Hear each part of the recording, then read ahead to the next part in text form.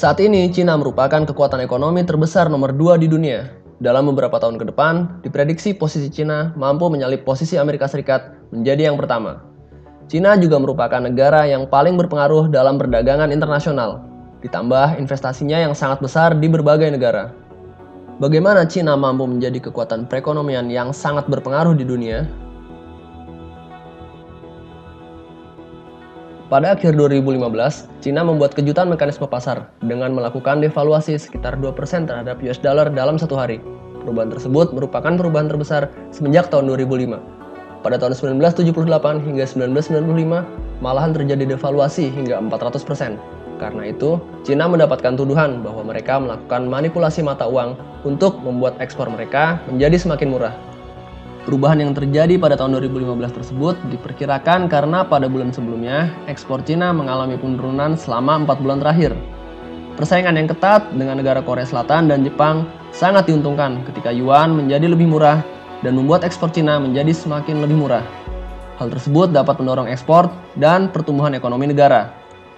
Dengan rendahnya yuan, para investor kemudian diuntungkan untuk menukarkan mata uangnya dengan yuan yang lebih rendah dan membuat mereka tertarik untuk melakukan investasi, sehingga membuat cadangan devisa Cina meningkat secara drastis.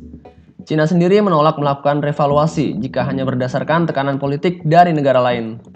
Kendali yang bagus akan renminbi atau yuan membuat meningkatnya kepercayaan internasional. Dampaknya terjadi penggunaan renminbi sebagai transaksi internasional di beberapa negara, termasuk pula sebagai mata uang special drawing rights oleh IMF. Reformasi ekonomi membuat Cina menjadi negara yang terbuka akan kerjasama internasional. Keterbukaan Cina dengan organisasi internasional ditandai ketika mereka bergabung dengan ASEAN dan APEC pada tahun 1990-an. Cina juga membentuk Shanghai Cooperation Organization dan bergabung dengan WTO pada tahun 2001. Upaya tersebut dilakukan untuk mendukung upaya liberalisasi ekonomi di dalam negeri. Saat ini, Cina telah terlibat dalam beberapa perdagangan bebas dengan berbagai negara, seperti Georgia, Australia, Korea, Switzerland, Iceland, Costa Rica, Peru, New Zealand, Chili, Pakistan, serta dengan organisasi ASEAN.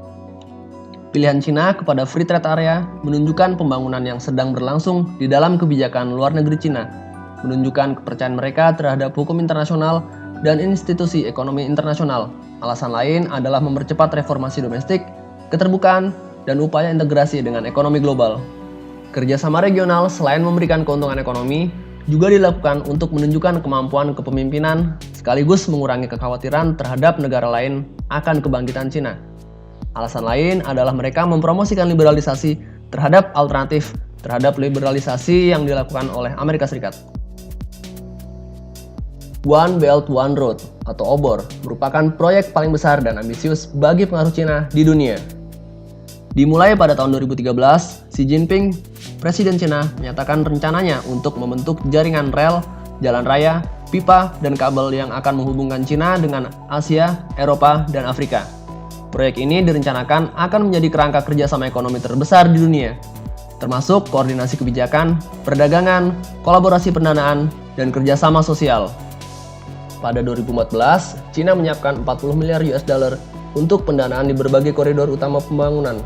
Mereka juga menyiapkan beberapa institusi internasional untuk mendukung dalam investasi dari berbagai negara, seperti China Investment Corporation, Asian Infrastructure Investment Bank, New Development Bank, dan Silk Road Fund. Secara umum, proyek ini terdiri dari jalur darat atau belt dan jalur maritimnya atau road. Negara yang terlibat mencapai sekitar 65 negara dengan total penduduk mencapai 4,4 miliar. Pembangunan dalam 6 koridor utama yaitu New Eurasian Land Bridge, China Mongolia Russia Corridor, China Central Asia West Asia Corridor, China Indo-China Peninsula Corridor, China Pakistan Corridor, Bangladesh, China, India, Myanmar Corridor. Pembangunan pada koridor ini akan dilakukan dengan membangun kawasan energi dan industri yang akan didukung dengan rel, jalan, saluran air, udara, pipa, dan sistem komunikasi. Secara geopolitik, kerjasama ini merupakan bentuk globalisasi baru sebagai pengganti Barat dan bertujuan menarik negara-negara menuju orbit globalisasi ekonomi Cina.